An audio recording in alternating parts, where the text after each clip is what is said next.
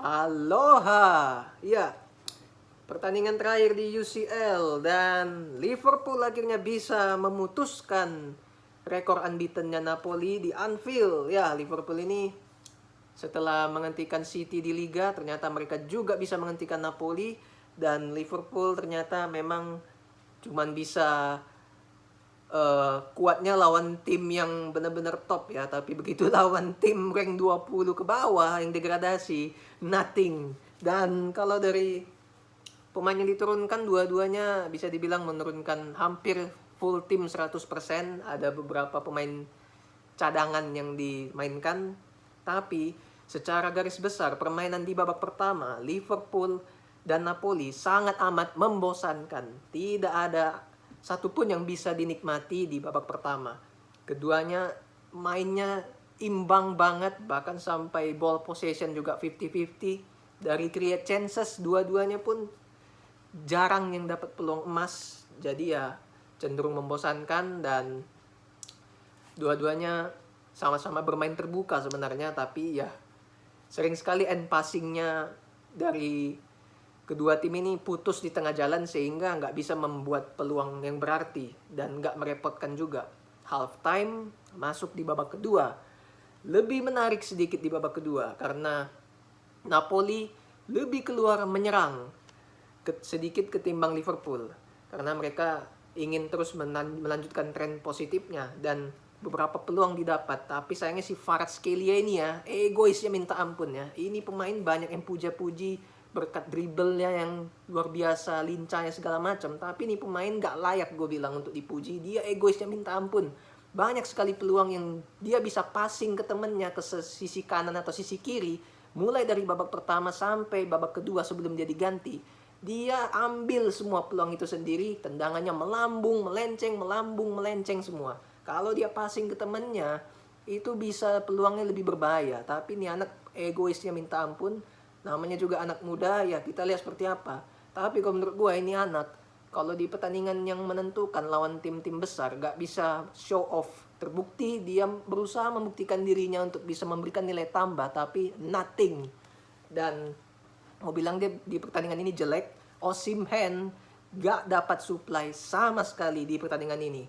Karena memang lini tengahnya ya gak bisa berbuat banyak, and passing gak nyampe. Terus Liverpool juga defense-nya lumayan oke. Van Dijk bisa ngantongin si Osimhen di babak kedua. Body mereka sangat kokoh, sangat seimbang lah.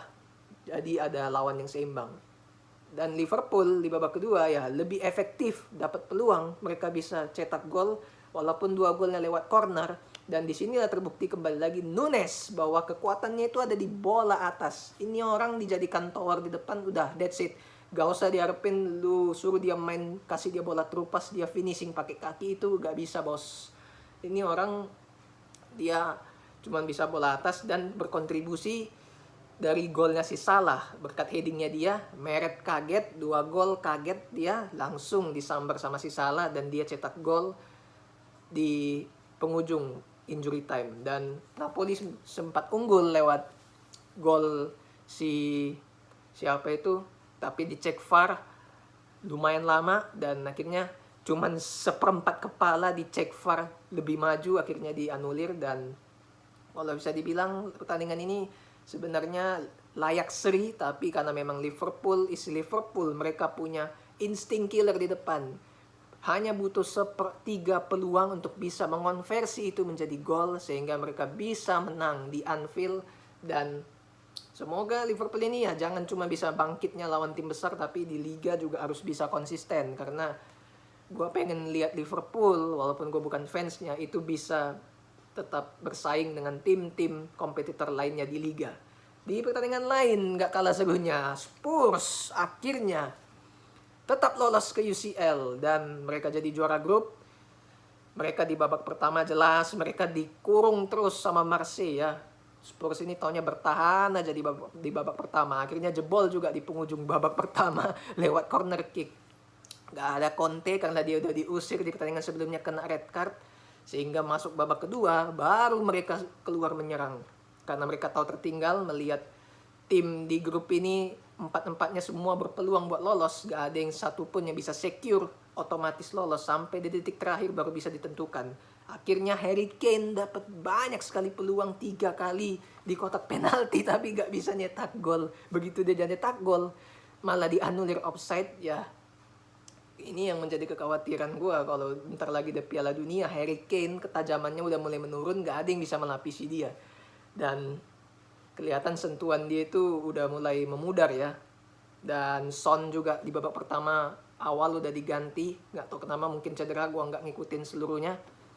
Setelah itu Spurs cetak gol lewat bola atas juga, Langley menyamakan. Akhirnya Spurs yang bertahan lagi setelah 1-1. Marseille ini ya nggak layak juga buat lolos, bahkan jadi runner up pun nggak lolos. Memang udah levelnya UEL. Kenapa? Karena memang mereka di pertandingan ini nggak bisa memanfaatkan peluang. Ada satu peluang lewat crossing dari kanan itu bagus sekali ke kotak penalti, di heading nggak terkawal malah melenceng. Hugo Lloris udah nggak bisa ngapa-ngapain tapi malah nggak bisa dimasukin, ya sayang sekali. Dan akhirnya Spurs bisa punish mereka di penghujung babak kedua selesai. Dan begitu Marseille ini ya buat ngejar 2-1 pun nggak bisa, karena mereka memang ya nggak bisa memanfaatkan peluang, nggak punya insting killer and passing. Mereka main passing aja amburadul minta ampun, dan ya layak lah buat nggak lolos. Sementara di pertandingan lain yang udah nggak menentukan, Munchen menurunkan lapis kedua, Inter melapis kedua, dan akhirnya Munchen tetap menang. Ya nggak begitu penting, dua-duanya udah lolos. Dan Barcelona menang 4-2 dari Pilsen, nggak penting juga, lapis kedua juga yang turun. Lalu Atletico Madrid gagal lolos ke UEL pun gagal, harus kalah dari Porto. Ya, Simeone yang sudah lama di sini dan banyak yang mengkritik dia, bahkan UEL aja nggak lolos, Leverkusen yang lolos UEL. Ya, say goodbye to Atletico. Dan mereka bahkan selama 6 laga di grupnya nggak bisa menang sama sekali. Cuma bisa 2 kali seri, sisanya kalah. Juru kunci di peringkat 4. Ya, Atletico ya. Dan di grupnya Spurs, itu yang menemani Spurs adalah Frankfurt, yang ketinggalan 1-0 dari Sporting di babak pertama. Mereka bisa comeback di babak kedua 2-1. Akhirnya Frankfurt yang nomor 4 lolos jadi runner up, Sporting yang lolos ke WL. Dan ya itulah di match hari ini. Nanti lagi akan ada pertandingan di grup selanjutnya. Apakah AC Milan bisa lolos atau tidak? Kalau mereka main seri aja, mereka lolos jadi runner up menemani Chelsea. Tapi kalau sampai kalah, Salzburg yang lolos. Ini yang jadi penentukan. We'll see kedepannya seperti apa. Thanks for watching.